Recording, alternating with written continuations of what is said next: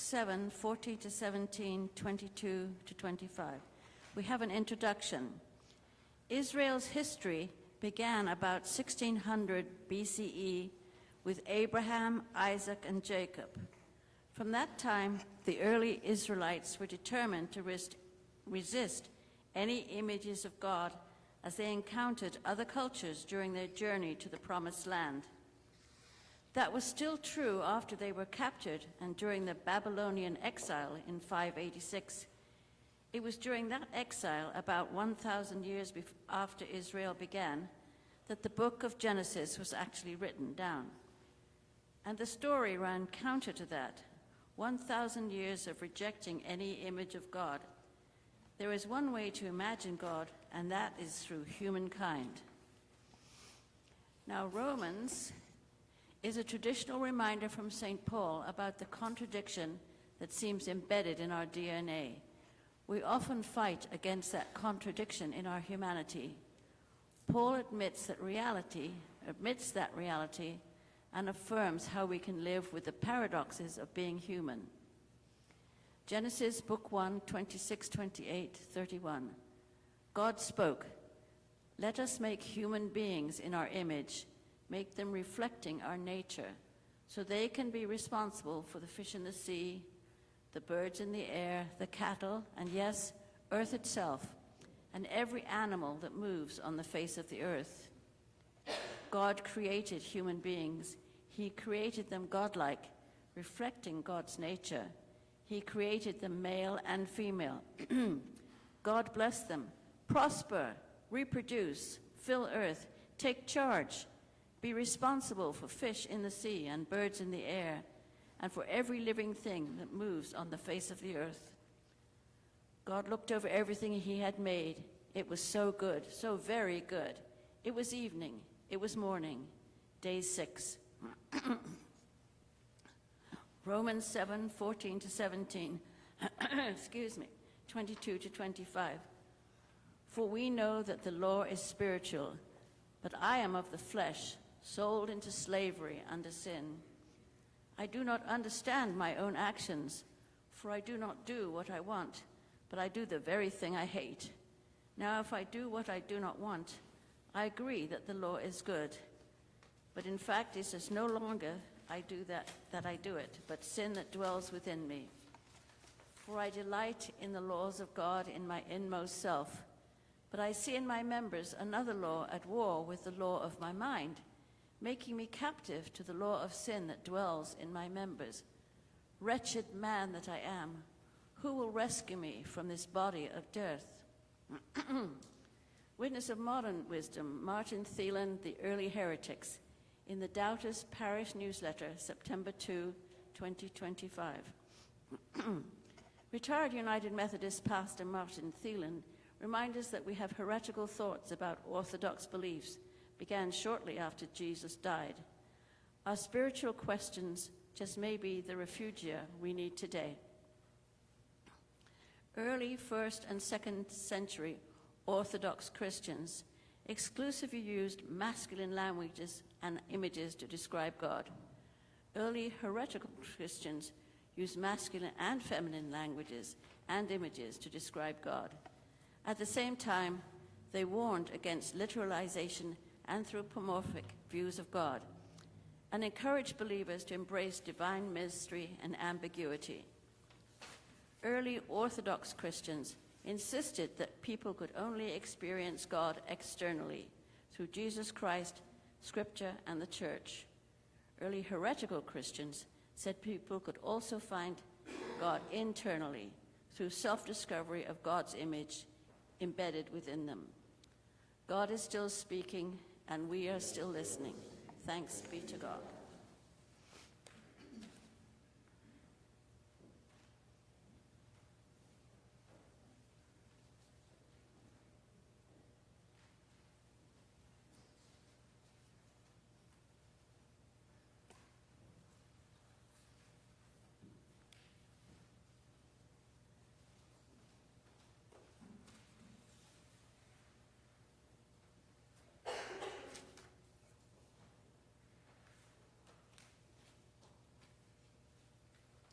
Before I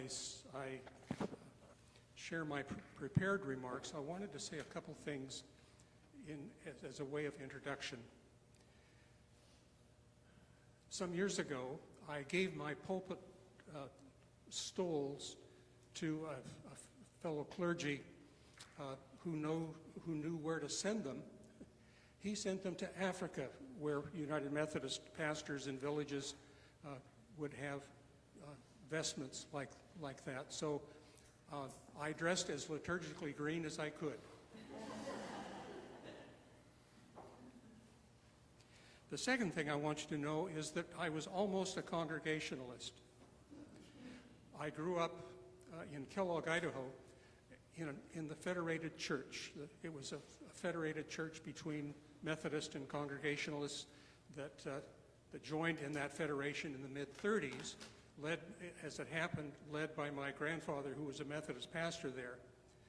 And then when we moved to Kellogg in 1948, we became part of that church. When I was 17, I decided that I wanted to become a minister, so I declared that. But I chose the dark side. I went Methodist. Anyhow, I'm very familiar with the United Church of Christ polity and social groups, but I still became a Methodist.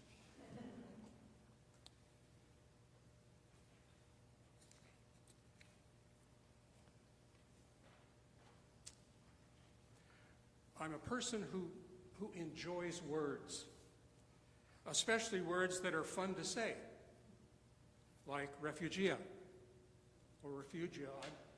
None of us knows how to really pronounce it, I don't think. Refugia. Spizzerinctum.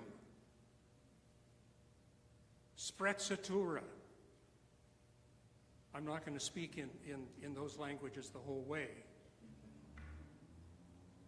But they aren't easy words to work into a normal, everyday conversation. So I decided to work them into a sermon instead. Let's begin with the word that Adam has introduced us to, refugia. As I was telling the kids, it's the plural version of refugium. In biological terms, refugia, as Mary was speaking about its biology, this is how I describe it. Refugia can be small pockets of water in a desert, simple dandelions sprouting out of an asphalt driveway, or, as Heather saw recently, small vegetative growths in the aftermath of St. Helens' horrific volcanic blast 45 years ago. Refugia, wherever they may be found, seem to have two functions. They're areas that provide some kind of refuge, shelter, sanctuary from adverse conditions, but they also nurture growth for tenacious species. And we're not just talking biological. They can be emotional, spiritual, cultural refugia as well. We are living in and sometimes enduring in what many of us believe is a seriously hostile cultural environment that challenges us emotionally, spiritually, and interpersonally. We seek refugia. We seek comfort, safety, confidence that who we are and what we do can make a difference. Refugia can provide those things for us. We look for shelter when where we can catch our breath. But refugia also need to be shelters where we can prepare to step up to practice our faith in ways that do justice to being or trying to be Jesus followers. That's a tall order these days.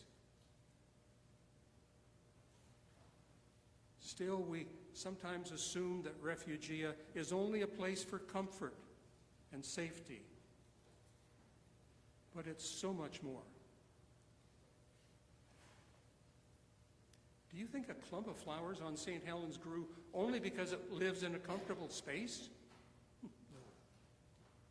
Or the dandelion in your driveway grows because it feels safe? I don't think so. I contend that Refugia survive and even thrive in their environments because they also embody both Spizzerinctum and Sprezzatura. Spizzerinctum, Sprezzatura. I'm not sure I'd like to meet those guys in a dark alley, would you? So maybe I better do a little word definition. Barb was asking me before the service started, what are those words? Or somebody was. And I said, wait and see. Spizzerinctum is an old Appalachian or southeastern United States slang word for spunk.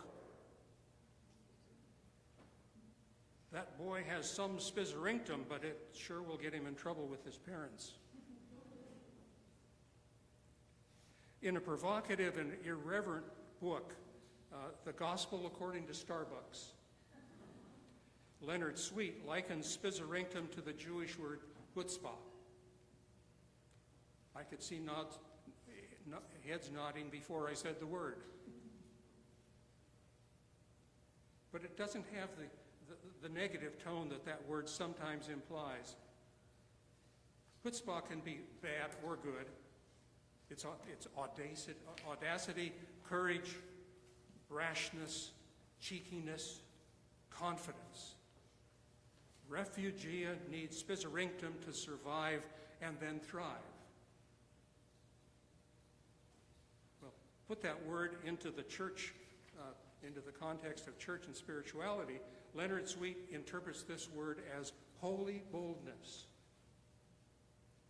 I see that holy boldness the more I look at the parables, the stories, the actions of Jesus in the gospel. There's kind of a thumb-nosing, subversive undertone to Jesus in most everything he did as he confronted the religious rules and leaders. When those leaders deny human dignity and value to the common people, Jesus' Spizzerinctum went into action. His unwavering self-honesty and trust in God pushed him to bold words and bolder actions. Our personal journeys and our collective journey as a church are likewise served well by holy boldness, by Spizzerinctum. But where does that holy boldness begin? I personally believe we would do well to remember that we were created blessed and good from the very beginning. So let me repeat what Helen shared from the book of the creation story in Genesis. God spoke, "Let us make human beings in our image, make them reflecting our nature, so they can be responsible for the fish of the sea, the birds in the air, the cattle, and yes, earth itself, and every animal that moves on the face of the earth." God created human beings. He created them godlike, reflecting God's nature. He created them male and female. God blessed them. Prosper, God said.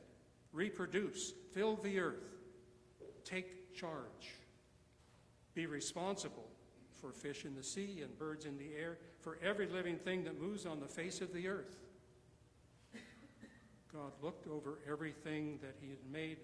It was good, so very good. It was evening, it was morning, day 6.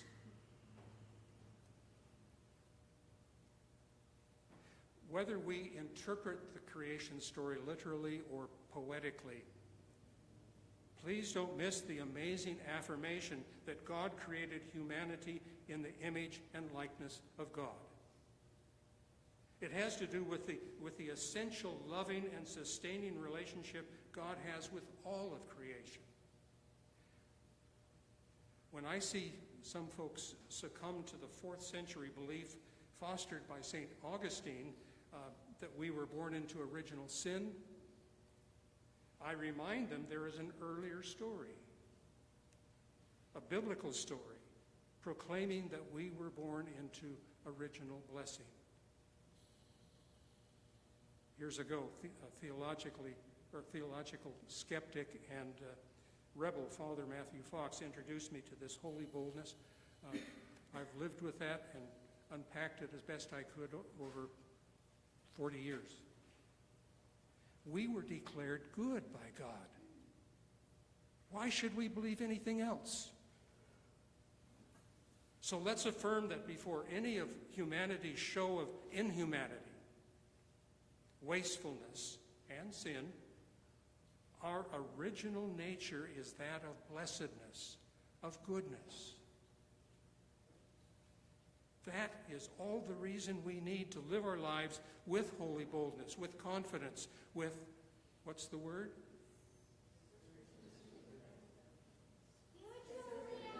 Spizzerinctum. I feel like I'm at a rally. It would be so much easier if Spizzerinctum was all our Refugia need. But in our daily world, the world we know from the inside, goodness and blessedness aren't all we have to contend with. So it's always important that we dig deep and ingest a generous dose of Sprezzatura as well. Leonard Sweet also introduced me to the meaning of this delightful word.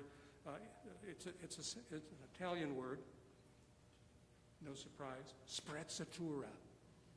He says this in the Gospel according to Starbucks. The key to Sprezzatura is paradox, the audacious algebra of the spiritual, the natural language of faith. If there's one reason why the church isn't the most creative place around, it's because it embodies the fear of living with contradiction. Sprezzatura is the magic word that opens up heaven's doors and lets out truth. That's the end of his quote.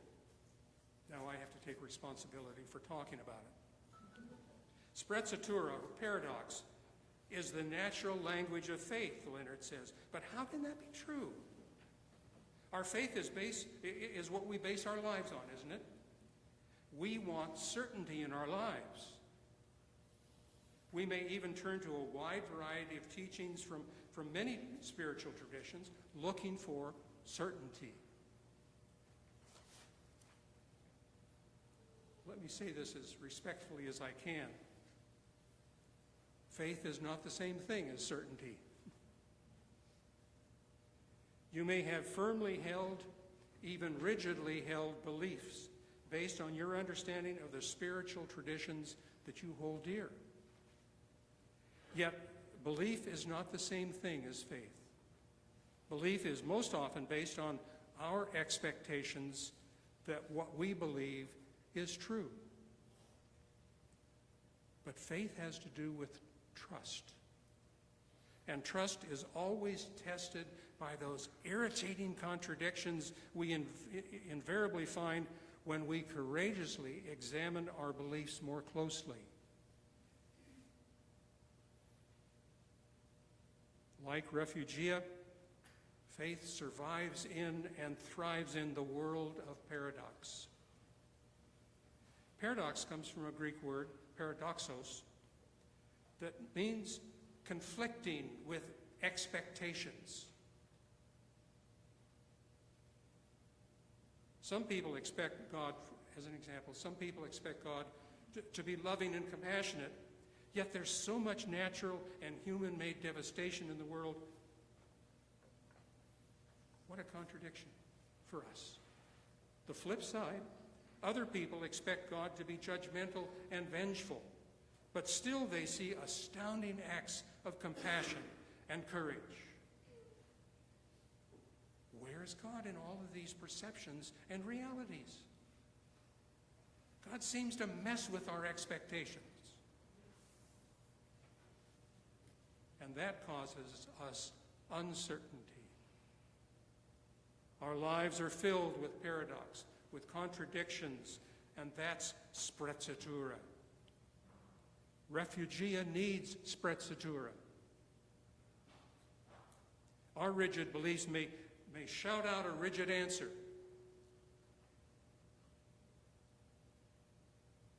But our faith whispers a cry to God. Can I trust you to be in the midst of my uncertainty? I want to trust you. I need to trust you. When our beliefs are shaken, it is often because they are based on man-made expectations that we have mostly accepted and passed along as the truth. Capital truth. Faith is not man-made, my friends. It is a God gift that is based on a deeper level of reality that we too seldom seek. In our short time here, I have been able to listen to some of you speak and think, and I appreciate the depth that you're going to. That's a great sign for this congregation.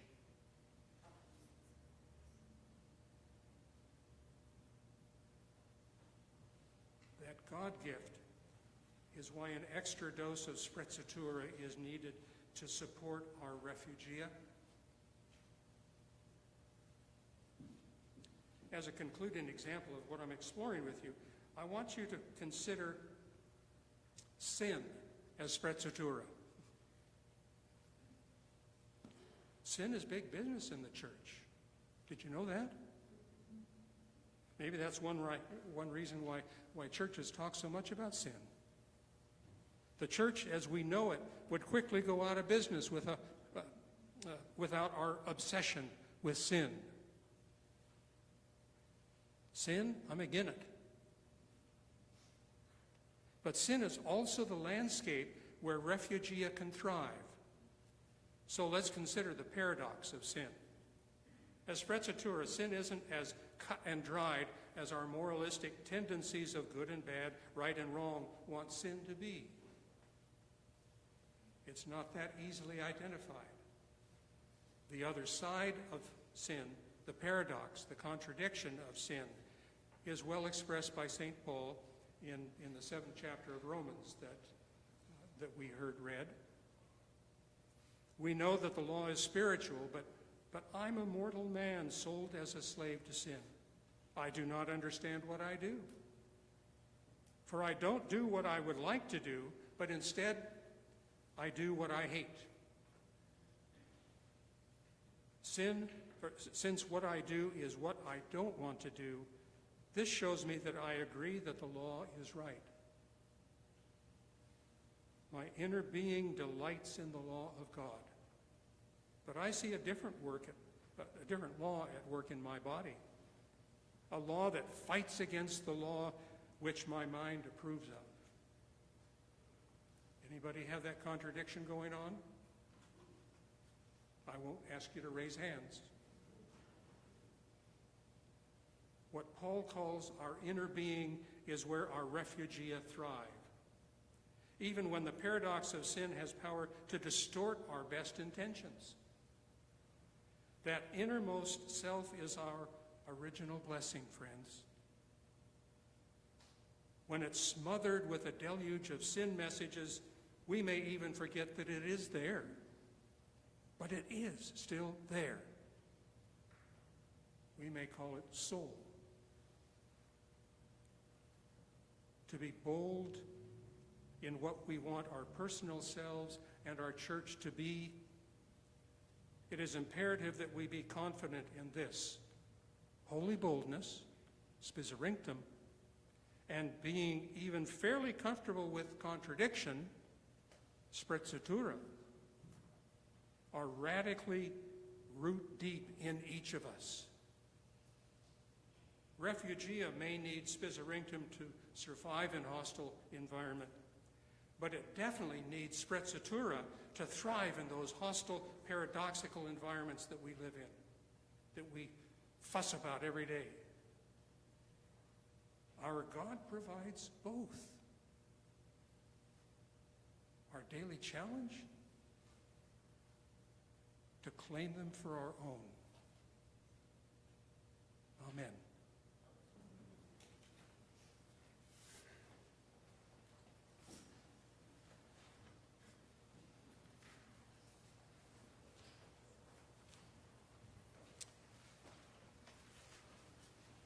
Let's stand as we're able and sing together for the healing of the nations.